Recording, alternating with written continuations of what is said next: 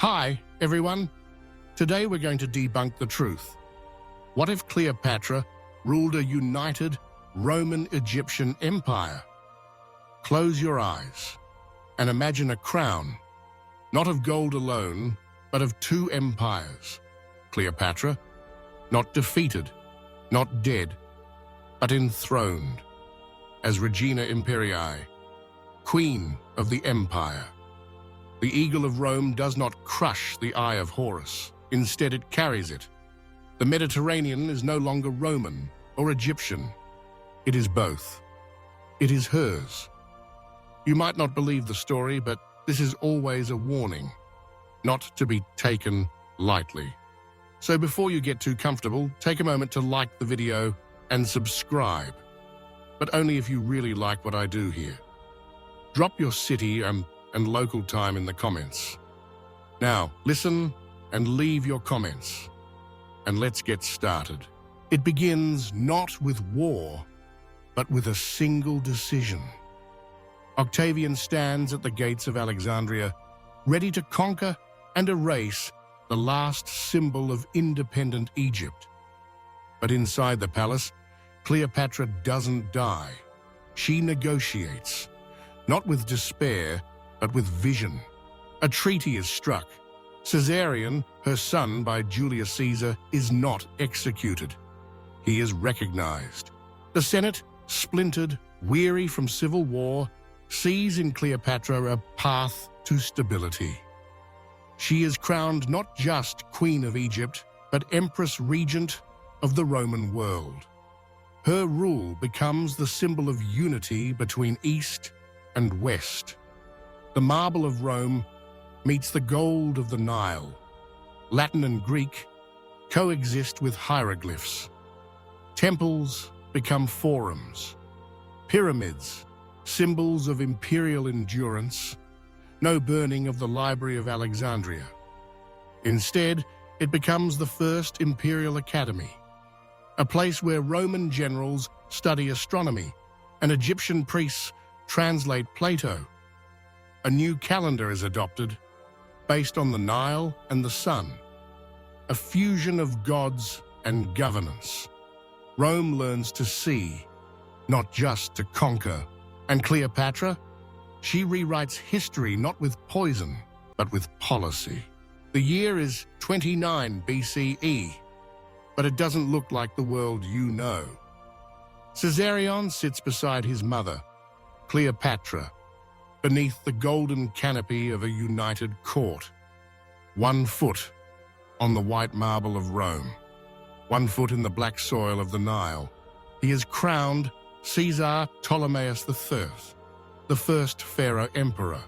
The Senate calls him Imperator Egyptius. The people call him Son of the Gods.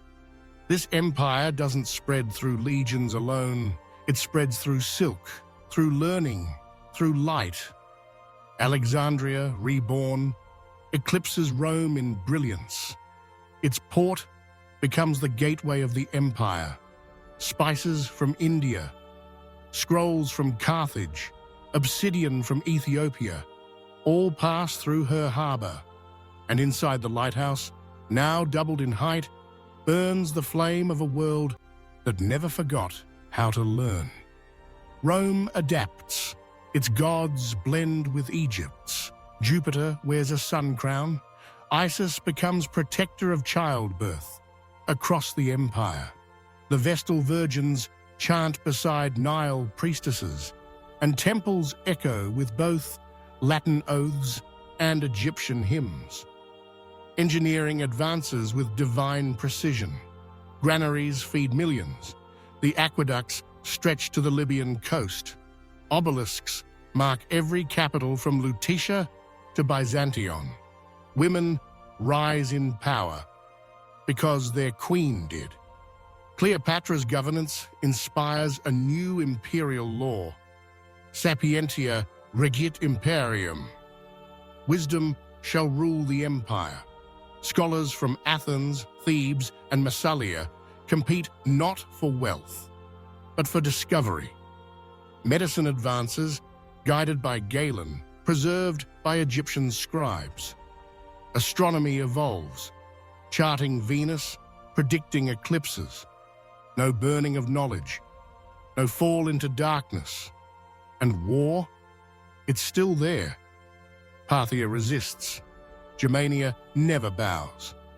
But this Rome does not always strike first. It absorbs. It negotiates. It thrives.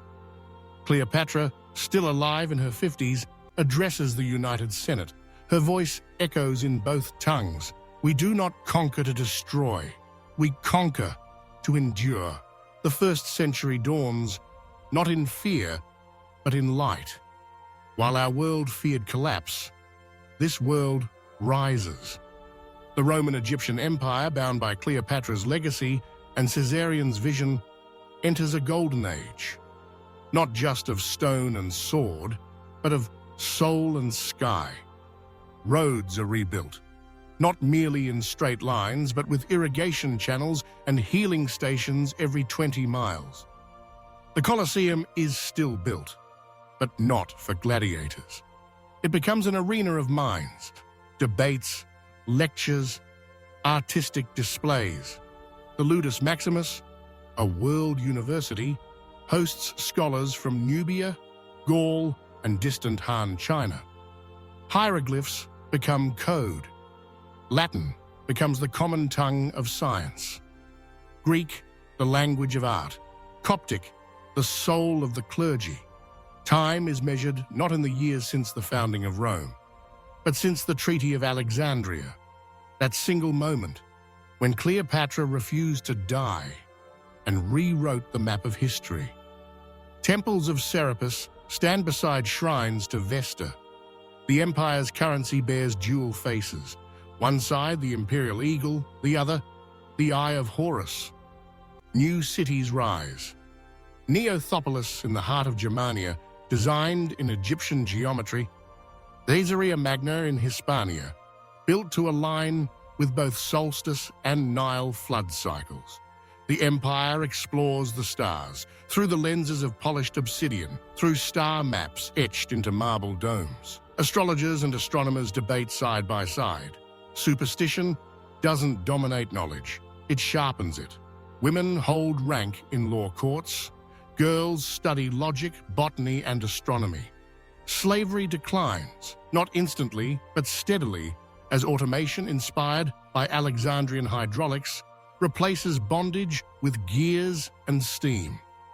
And the people begin to feel something new. Not just power, but pride. Not pride in conquest, pride in identity. They are not Roman, not Egyptian. They are imperial, unified by intellect, empowered by legacy. And at the heart of it stands the symbol of it all, a statue of Cleopatra, not as seductress, but as philosopher-empress, eyes gazing upward, arm pointing to the stars. Time passes, and even golden ages are tested. By the 2nd century, Caesarion's grandchildren rule. The capital rotates between Rome and Alexandria, but the weight of unity begins to strain. Drought strikes the Nile. Floods devastate Hispania. The Senate grows slow, bloated by wealth. And across the empire, voices whisper, has the dream become too large? Cleopatra is long dead, but her image is everywhere, carved in marble, painted in temples, embossed on coins. She is the myth, but the people live the reality. Local governors begin to act independently. Egyptian satraps hoard grain. Roman generals defy orders from Alexandria. The balance that once fused eagle and lotus begins to tilt. Some want to return to a pure Roman rule. Others push for an Egyptian dynasty to reign alone. And on the outskirts of empire, tribes rise again. The Parthians, patient and watchful, strike from the east. In the forests of Germania, uprisings brew. And across the seas, In a distant land still unknown to Rome, the first whispers of another civilization stir. But the empire does not fall, because it remembers. Instead of bloodshed, reform. Instead of division, dialogue. A new council forms, the Concordium, half Roman, half Egyptian. Every province sends voices. Even women and freedmen hold votes. It is not democracy, but it is evolution. Temples are repurposed into schools. Engineers are trained as peacekeepers. Armies are no longer instruments of war alone, but of architecture, agriculture, and aid. The empire shrinks voluntarily. It releases what it cannot hold, keeps what it can truly nurture. In this world, Rome and Egypt learn to retreat with grace, to become stewards, not masters. And so, while our timeline crumbled under the weight of ambition, this empire leans into wisdom. It learns to survive not by dominion, but by adaptability. Because Cleopatra didn't build a kingdom of stone, she built a system of thought. The year is now 2024, but it is not our 2024. The empire still stands, smaller, leaner, wiser. It no longer stretches across continents, but it pulses at their center, a cultural gravity pulling all into its orbit. Rome is still Rome, but Alexandria is the soul. The imperial palace now sits beside the rebuilt library. Scrolls long preserved were digitized centuries ago. The Codex Magna, the legal foundation of half the world, still bears Cleopatra's seal.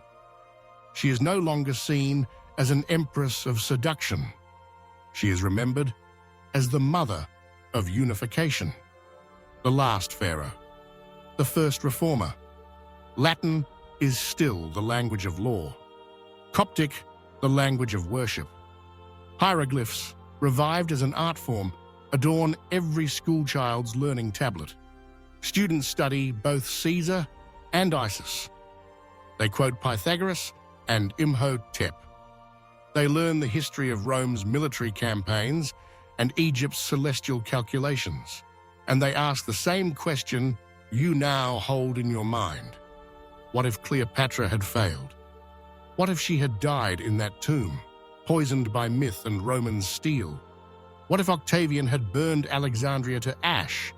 What if the East and West had never fused? Would there have been crusades? Would there have been colonization? Would Rome have fallen, only to rise again through chaos?